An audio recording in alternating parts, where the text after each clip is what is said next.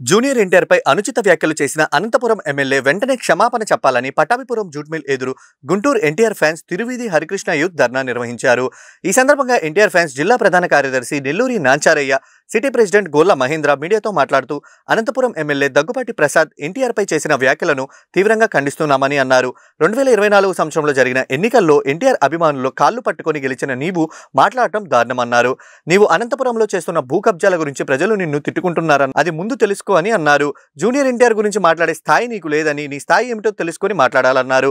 మరలా జూనియర్ ఎన్టీఆర్ గురించి ఇలాంటి వ్యాఖ్యలు చేస్తే చూస్తూ ఊరుకోమని హెచ్చరించారు। Down down Daggubati Prasad, down down Daggubati Prasad, down down Daggubati Prasad, జై ఎన్టీఆర్, జై జై ఎన్టీఆర్, జై ఎన్టీఆర్, జై జై ఎన్టీఆర్। అనంతపురం ఎమ్మెల్యే అయిన దగ్గుబాటి ప్రసాద్ ఎన్టీఆర్ గారి మీద చేసిన వ్యాఖ్యలను తీవ్రంగా ఖండిస్తున్నాం। నువ్వు ఎలక్షన్లో ఎన్టీఆర్ అభిమానులు కాళ్ళు పట్టుకొని గెలిచిన నువ్వు ఇవాళ మదం ఎక్కి ఎన్టీఆర్ మీద మాట్లాడటం చాలా ఖండిస్తున్నాం। నువ్వు అనంతపురంలో చేస్తున్న భూ కబ్జాలు, అనంతపురంలో ఉన్న సమస్యలు, అనంతపురంలో నిన్ను ఎలా తిట్టుకుంటున్నారో నువ్వు అది ఆలోచించుకో। నువ్వు ఎన్టీఆర్ గారి గురించి మాట్లాడే స్థాయి నీది కాదు। నీ స్థాయి ఏందో నువ్వు తెలుసుకొని ఉంటే చాలా మంచిది। ఇంకొకసారి ఇలాంటి తీవ్రమైన వ్యాఖ్యలు చేసావంటే ఖబర్దార్, జాగ్రత్త। ఎమ్మెల్యే అయిన వ్యక్తి హోదాలో ఉండి జూనియర్ ఎన్టీఆర్ని కించపరిచి మాట్లాడతాం అనేది చాలా బాధాకరంగా ఉంటుంది। ఆయన అభిమానులు మేము చాలా బాధపడుతున్నాం। ఎన్టీఆర్ అన్నని ఎప్పుడు కూడా ఎవరు ఏం అనలేదు, ఎన్టీఆర్ అన్న కూడా ఎవరిని ఏం అనడు। ఆయన ఏదో సినిమాల్లో ఉన్న వ్యక్తిని తీసుకొచ్చి రాజకీయంలో తీసుకొచ్చి రాజకీయ పరంగా ఏదో చేయాలని చెప్పి సినిమాలు ఆడనీయం, మేము చెయ్యం, మీ సినిమాలు రిలీజ్ చేయడానికి లేదని చెప్పి ఎన్టీఆర్ అన్న అభిమానికి ఫోన్ చేసి అతన్ని బెదిరించడం అనేది జరిగింది।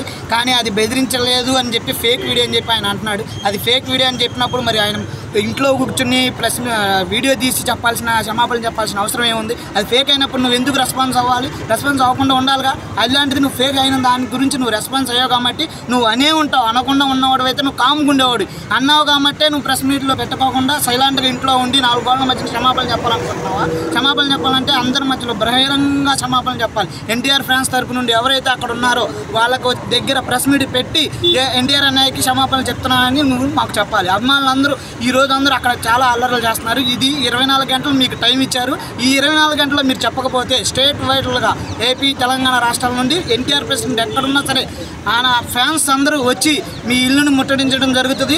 క్షమాపణలు చెప్పే వరకు అక్కడ నుండి కదిలేదే ఉండదు, ప్రసక్తే ఉండదు। అన్న జోలికి ఎవడొచ్చినా సరే తాట తీసి వదిలేదే ప్రసక్తే లేదు। జై ఎన్టీఆర్, ఆయన ఇంకొకసారి ఎవడైనా సరే ఏమన్నా అంటే ఏం జరిగింది అనేది నీదే నిదర్శనంగా తీసుకుని అందరికీ తెలియజేసేటట్టుగా చెప్తామని కూడా మరొకసారి చెప్తూ జై ఎన్టీఆర్।